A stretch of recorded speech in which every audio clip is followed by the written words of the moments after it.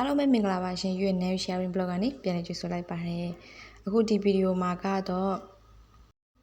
ကိုဆွဲဆောင်မှုရှိတဲ့သူတယောက်ဖြစ်ဖို့ဘယ်လိုနေထိုင်သွားတဲ့တယ်လဲဆိုတဲ့အကြောင်းအရာလေးတွေကိုမျှဝေပေးသွားမှာဖြစ်ပါတယ်နော်ကိုယ်တိုင်ကဆွဲဆောင်မှုရှိတဲ့သူတယောက်ဖြစ်ချင်တယ်ဆိုလို့ရှိရင်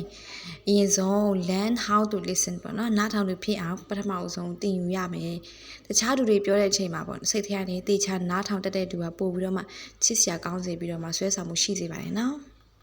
โอเคနောက်တစ်ချက်ကတော့တန်ရှင်းရှင်းနဲ့တည်တက်နေတတ်အောင်အရင်ဆုံးကြိုးစားရမယ်ပေါ့ဝတ်စားတွေအနံ့အသက်ကလည်းလူကိုတမျိုးလေးဆွဲဆောင်မှုရှိစေပါတယ်နော်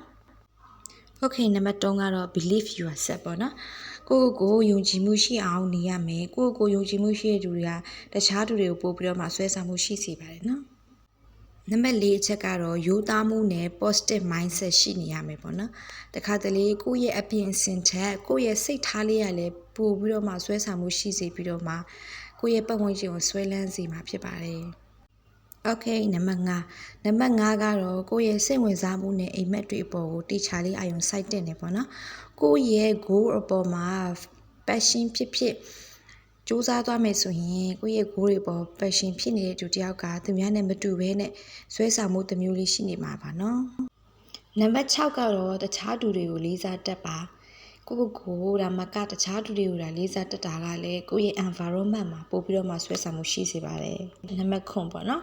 အမြဲတမ်းပြုပြင်တွန်းတက်ဖို့အတွက်ကြိုးစားနေရပါမယ်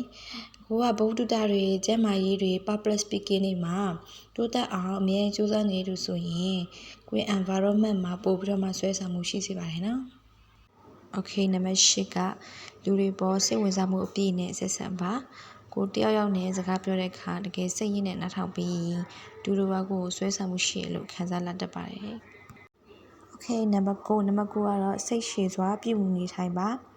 စိတ်ရှည်ခြင်းကလည်းဆွဲဆောင်မှုနဲ့ယုံကြည်မှုကိုတိုးတက်စေတဲ့အရာတစ်ခုဖြစ်ပါတယ်နော်နောက်တစ်ခုနံပါတ်10ကတော့တမဘဝကြကြလှုပ်ဆောင်ပါကိစ္စတစ်ခုကြုံတွေ့လာတဲ့အခါကိုထင်တဲ့ဘက်ကပဲမဆုံးဖြတ်ပဲနဲ့ logical ကြတွေးခေါ်ပြီးတော့မှတေချာလေးလှုပ်ဆောင်တင်ပါတယ်ဟုတ်ကဲ့ပါဒါကတော့ဆွဲဆောင်မှုရှိတဲ့ဒုတိယဖြစ်ချင်တဲ့ဒုတိယအတွက်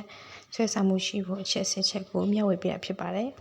ဘဝတုတ္တတစုံတရားရလိမ့်မယ်လို့မျှော်လင့်ပါတယ်ဒီချက်10ချက်ထဲမှာဘယ်အချက်ကမိတ်ဆွေတို့အတွက်တင်တော်လဲဆိုတာ comment ထဲမှာရေးလို့ရရင်ရေးပြလို့ရပါတယ်အားလုံးစစ်ထားမှုအမြတ်ကောင်းမှုနဲ့တူတွေဖြစ်ကြပါစေလို့ဆုတောင်းပေးလိုက်ပါတယ်ဘိုင်ဘိုင်